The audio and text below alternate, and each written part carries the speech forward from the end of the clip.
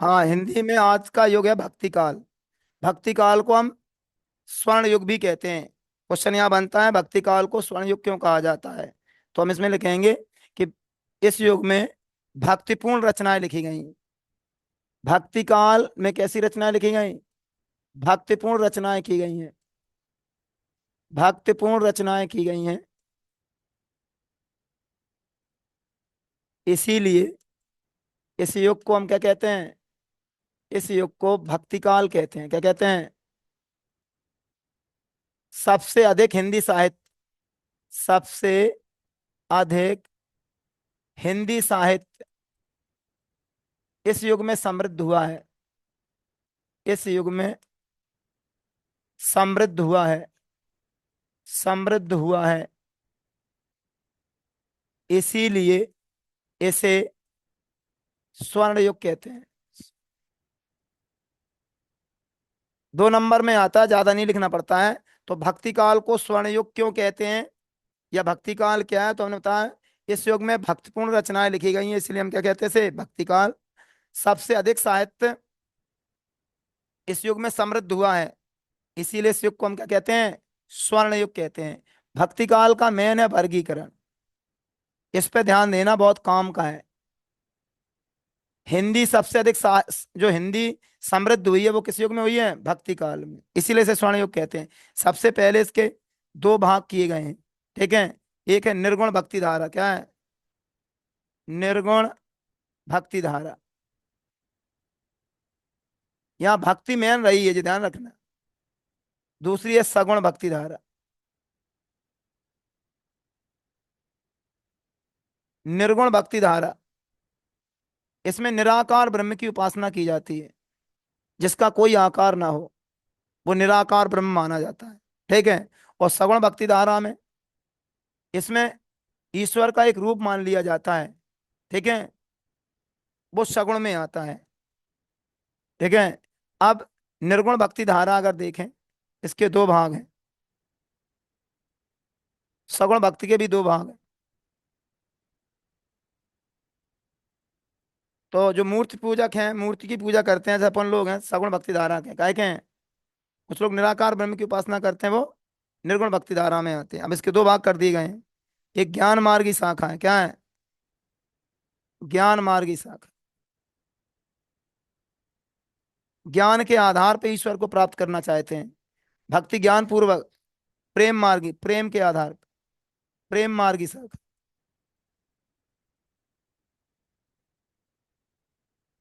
जो सूफी कवि होते हैं, ठीक है, वो प्रेम मार्गी में आते हैं। फिर ये राम भक्ति शाखा। क्या है? राम भक्ति शाखा। और ये कौन सी है? कृष्ण भक्ति शाखा।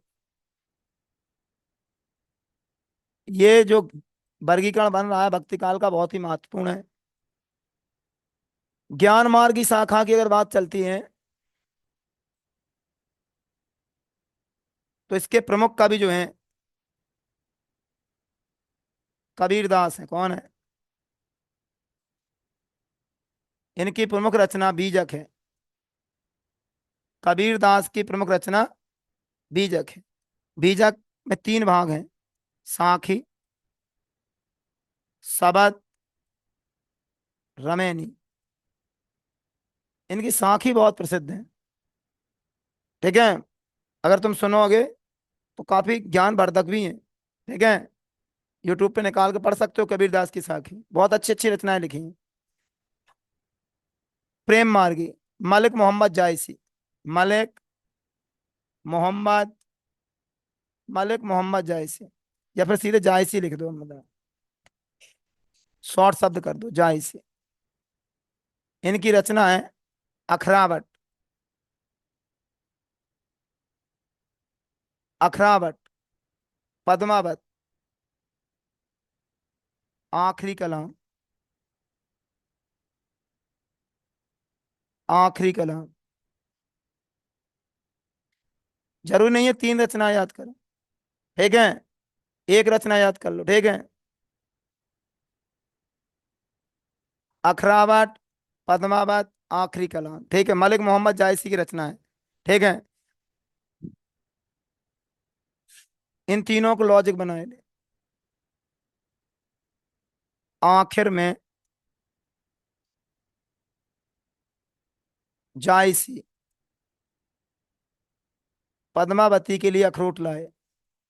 पद्मावती के लिए अखरोट कौन लाए? पद्मावती के लिए अखरोट कौन लाया है? जायसी। जायसी पद्मावती के लिए क्या लाए हैं? अखरोट। तो जायसी की रचना, मेन रचना कौन है? पद्मावती से याद रहेगी पद्मावत, अखरोट से याद रहेगी अखरावत। दो रचना याद रहे। आखिर में अगर जो याद रहेगा तो आखिरी कलाम। आखिर में जायसी पद्मावती के लिए क्या लाए? अखरोट लाए। लॉजिक याद कर लोगे तो याद बनी रहेगी। आखिरी कलाम जायसी की रचना है पद्मावत, और अखरावट काय की रचना है? जायसी की। राम भक्ति शाखा तुलसीदास। मैन कौन है? तुलसीदास है। तुलसीदास की अगर प्रमुख रचना देखें तो रामचरितमानस है। क्या है? रामचरितमानस है। रामायण नहीं है, रामायण वाल्मीकि की है। इनकी विनय पत्रिका है, दूसरी प्रमुख रचना क्या है? विनय पत्रिका है। ये दो प्रमुख रचनाएं हैं। फिर बहुत सारी रचनाएं हैं, कवितावली, दोहावली, रामलला, नेहछू, ये भी इनकी रचना है। ठीक है। इनकी मेन भाषा रही है कौन से? इनकी मेन भाषा रही है अवधि। काय इनने राम का वर्णन किया है, और राम कहाँ के थे? अवध के। ऐसे याद कर लियो, राम अवध के थे। इनकी प्रमुख भाषा कौन है? अवधि है। और कृष्ण भक्ति में अगर देखें तो सूरदास। कौन? सूरदास। मीराबाई ले लेंगे। सूरदास की प्रमुख रचना है सूर सागर। कौन है? सूर सागर, सूरा सरावली, साहित्य लहरी। साहित्य, ये इनकी तीन रचनाएं मेन है। सूर सागर, सूरा सरावली और साहित्य लहरी। इनकी प्रमुख भाषा है ब्रिज। काय कृष्ण कहाँ के आते हैं? इनने कृष्ण के ऊपर ज्यादा लिखा है, तो ब्रिज भाषा। कौन से? इन्होंने ब्रिज भाषा का प्रयोग किया है। ये वर्गीकरण याद करने से फायदा है, कई कई फायदे कैसे हैं, देखो। जब आप कवि परिचय लिखना चाहो, मान लो तुलसीदास का कवि परिचय आ गया, और साहित्य में स्थान लिखना है, क्या लिखना है? साहित्य में स्थान लिखना। तो हम कैसे, जैसे मान लो तुलसीदास है, तुलसीदास के हमें साहित्य में स्थान लिखना है, तो हम इसी से लिख देंगे। हम कहाँ से चलेंगे? ऊपर से। भक्ति काल के, हम स्थान बता रहे हैं ना इनको, कहाँ कहते हैं? भक्ति काल के, सगुण भक्ति धारा के, राम भक्ति शाखा के संत कवि। संत तुलसीदास लोकनायक कवि हैं। कैसे हैं? कोटी आई थी एक बार, लोकनायक कवि किसे कहा जाता है? लोकनायक कवि। अच्छा, इनकी एक विशेषता और है, रस सिद्ध कवि हैं। रस सिद्ध कवि माने रस को अच्छे से प्रयोग करने में सिद्धता हासिल है। और सूरदास को काव्य जगत का सूर कहा जाता है। काव्य जगत का सूर किसे कहा जाता है? काव्य जगत का सूर कहा जाता है। मान लो अगर सूरदास पे कहीं लिखना हो तो हम क्या लिखेंगे? भक्ति काल के, सगुण भक्ति धारा के, कृष्ण भक्ति शाखा के संत कवि सूरदास काव्य जगत के क्या है? सूर्य हैं। काव्य जगत क्या है? तो ये साहित्य में स्थान यूनिक रहता है। ठीक है। उनकी विशेषता किस लिए वो प्रसिद्ध रहे हैं, ये बात बताई जाती है काय में? साहित्य। जब में कबीरदास का लिखना हो तो हम क्या लिखेंगे? भक्ति काल के, निर्गुण धारा के, ज्ञान मार्गी शाखा के समाज सुधारक। समाज सुधारक के नाम में प्रसिद्ध हुए हैं, ज्ञान मार्गी शाखा के समाज सुधारक और नीति उपदेशक कवि। इनकी जो उपदेश है वो कैसे हैं? नीति से जुड़े हैं। कबीरदास की साखी विश्व प्रसिद्ध हैं। कैसे हैं? इस तरीके से बना के लिखते हैं। अब जैसे मान लो ये हो गया आपका भक्ति काल। क्या हो गया? भक्ति काल। अब हमने कहा बाकी योग इतने महत्वपूर्ण है ही नहीं है, हमें अब कौन से पे ध्यान देना है? आधुनिक काल पे। क्या पे ध्यान देना है? आधुनिक काल। आधुनिक काल में छह युग हैं। कितने हैं? इन छह पे निगाह बनाए रखनी है। पहले अपने सिलेबस जानो, पद्य साहित्य का इतिहास क्या है, फिर छह युगों की विशेषता याद करनी है। ठीक है। जैसे पहला भारतेंदु युग है। क्या है? सबसे पहला भारतेंदु युग, फिर द्विवेदी युग। द्विवेदी युग। फिर कौन सा है? छायावाद। छायावाद। फिर है प्रगतिवाद। फिर कौन सा है? प्रयोगवाद। फिर कौन सा है? नई कवि। अब इन 6 युगों की हमें विशेषता, तुम लोग क्वेश्चन आंसर नहीं, ग्राफ बनाइए, ऐसे 6 युग बनाइए, और 6 युग में इनकी क्या विशेषता कल, कितनी कितनी, 4, कम से कम 4, 5, 6, बस ज्यादा नहीं। अब इसमें क्या तुम चार चार विशेषता याद करनी कैसी है, ट्रिक से याद करो। जैसे हमें द्विवेदी युग की याद करना है तो हम एक ट्रिक बना लो, क्या, दे अंधी माँ खड़ी है प्रकृति में। इसलिए हमने एक वाक्य तो, भाई तुम जहाँ 5 विशेषताएं याद कर रहे थे, 5 वाक्य याद कर रहे थे, याद ही तो कर रहे थे, 5 याद नहीं करो, कितने करो, एक, एक ही वाक्य में 5 विशेषताएं फिट कर लो। ऐसे क्या वाक्य हम बना देंगे तुम्हारे 6, केवल 6 वाक्य, और तुम्हारे 6 क्वेश्चन याद हो जाएंगे। केवल 6 पॉइंट याद करने हैं। तुम याद करोगे भारतीय युग को ही 6 पॉइंट, तो तुम्हें एक ही क्वेश्चन याद होगे। हमारे 6 पॉइंट याद करोगे तो 6 युग माने एक क्वेश्चन पक्का। इन 6 युग में से एक युग की विशेषता जैसा लाएगी। जैसे मान लो द्विवेदी युग की आ गई, मान लो 2025 में तुम्हें भाग बहुत किलकिलाए रहे, ठीक है, भाग का खेल रहता है देवी जी, बोर्ड पे देखो कॉपी पलट में आई हो, मन नहीं लग रहा। दे अंधी माँ, भाई क्या होता है, एक इसका मतलब है आपकी एकाग्रता कम है, कॉपी किताबें घर पलटी जाती हैं। दे अंधी माँ खड़ी है प्रकृति में, जो डायलॉग याद कर ले तो इस समय क्या याद आ जाएगा, देशभक्ति।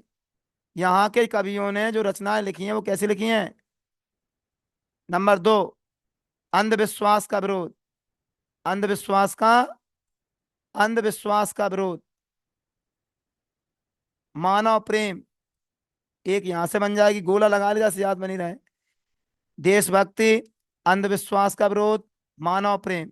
यहाँ मानव प्रेम का चित्रण किया गया है, खड़ी बोली का प्रयोग किया गया है, खड़ी बोली का प्रयोग, प्रकृति चित्रण किया गया है। कितनी विशेषता हो गई, 5, लिखना चाह रही हैं। अगर तुमसे कोई कहे द्विवेदी युग की विशेषता लिखो तो एक बस डायलॉग याद रखो, दे अंधी माँ खड़ी है प्रकृति में। ये कोई बूढ़ी औरत है वो प्रकृति में खड़ी, तुमको कह रहा है दे अंधी माँ खड़ी है प्रकृति में। तो नंबर 1 देशभक्ति, अंधविश्वास का विरोध, मानव प्रेम का चित्रण, खड़ी बोली का प्रयोग, प्रकृति चित्रण। ऐसे 6। अब भारतीय युग याद करने, सब लोग अच्छे से पता, भारतीय युग 1850 से 1900 तक का समय है, और 1900 से 1920 तक का समय है। भारतीय युग किसे कहते हैं, 1850 से 1900 तक का जो समय है उसे भारतीय युग के नाम से जानते हैं। हमें इसकी विशेषता याद करना है, लॉजिक बना लो। हम तुमसे कह रहे हैं राष्ट्र व समाज का विकास चाहते हो, क्वेश्चन कर रहे हैं तुमसे, राष्ट्र व समाज का विकास चाहते हो, तुमने कहा हाँ सर चाहते हैं। तुमने कही अंग्रेजी शिक्षा का विरोध करो, पहले हिंदी को सपोर्ट करो। अंग्रेजी शिक्षा का क्या करो, अंग्रेज शिक्षा का विरोध करें। तुमने कहा, सर कैसे करें। हमने कहा हास्य व्यंग में, कैसे, हंसी मजाक में, जैसा बुरी ना लगे किसी को, हास्य व्यंग शैली का प्रयोग करते हुए। सीधा सा एक लॉजिक है। हमने तुमसे क्वेश्चन किया राष्ट्र व समाज का विकास चाहते हो, तुमने हाँ सर चाहते हैं। तो हमने कहा गई पहले अंग्रेजी शिक्षा को विरोध करो, कैसे करें, हास्य व्यंग शैली में। क्या था, इस समय अपन लोग गुलाम थे 1850 में। यहाँ के कवि अपने देश से प्रेम करते थे, उसे स्वतंत्र कराना चाहते थे, तो कविता के माध्यम से जागृत करना चाहते थे। तो जो कविताएं लिख रहे थे वो हम अंग्रेजी शिक्षा का विरोध तो कर रहे थे, लेकिन कैसी शैली में, हास्य व्यंग शैली में। नहीं पना पाते अंग्रेज देते भटक बाबा बैठे। तुम्हें कवि बड़ा चालाक हो, नेतन की धो देता है, कहाँ से, कविताओं के माध्यम से। तो वही बात यहाँ है, उन्होंने अंग्रेज शिक्षा का विरोध तो किया, लेकिन कौन सी शैली में, हाँ, माने इनकी कविताओं में काय का पुट रहा है, अंग्रेज शिक्षा के विरोध का, लेकिन शैली कौन सी थी, हास्य व्यंग। तो यहाँ से देखो कैसे बनाओगे। नंबर 1 राष्ट्रीयता की भावना, नंबर 1 क्या बनाओगे, नंबर 1 राष्ट्रीयता की भावना। यहाँ देखो, राष्ट्रीयता की भावना का मतलब देशभक्ति से ही है। राष्ट्रीयता की भावना का मतलब क्या है, देशभक्ति। ये ध्यान रखियो, राष्ट्रीयता की भावना है सामाजिक चेतना का विकास, सामाजिक, सामाजिक चेतना का विकास, सामाजिक चेतना का विकास है यहाँ। माने ऐसी रचनाएं लिखी गई हैं जिसमें समाज को जगाया गया है। नंबर 3 अंग्रेजी शिक्षा का क्या किया गया है, अंग्रेजी शिक्षा का विरोध किया गया है। अंग्रेजी शिक्षा का क्या किया गया है, विरोध। कैसी शैली में, हास्य व्यंग शैली में, हास्य व्यंग हास्य व्यंग शैली का प्रयोग किया है। यानी यहाँ जो भी रचनाएं की गई हैं इस युग में कौन सी शैली का प्रयोग किया गया? हास्य व्यंग शैली, हास्य व्यंग है। अंग्रेज शिक्षा का विरोध किया गया है, सामाजिक चेतना का विकास है, राष्ट्रीयता की भावना है। दो डायलॉग याद रखना, कैसे याद रखेंगे अपन, हमने बताई। एक डायलॉग है, राष्ट्र व समाज का विकास चाहते हो तो अंग्रेजी शिक्षा का विरोध करें हास्य व्यंग शैली में। एक स्टोरी बना लो, इससे याद रहे। स्टोरी हमने बताई थी, अपन गुलाम थे, इसलिए कवि राष्ट्र व समाज का विकास तो चाहते थे लेकिन अंग्रेज शिक्षा का विरोध करते हुए हरिवंश सेन। तो ये विशेषता होगी। यहाँ हमने बताया दे अंधी माँ खड़ी है प्रकृति में। ऐसे हर युग में हम एक एक डायलॉग बताएंगे, तो कितने डायलॉग हो जाएंगे? 6। ठीक है, ध्यान से सुनोगे तो यही याद हो जाएगा। तो ये 6 युग हैं, इनकी पहले विशेषताएं याद करेंगे, फिर इनकी कवि और रचनाएं, उनमें भी ट्रिक बताएंगे। ठीक है, सबसे ज्यादा कठिन होती है कवि रचनाएं, और सबसे ज्यादा धमाकेदार ट्रिक काय में है? कवि और रचनाएं में है। ठीक है, तो देखते हैं। इसे इतना ही है आज के लिए। ठीक है, अब इसे नोट करना है तुम्हें। ठीक है, आकाश।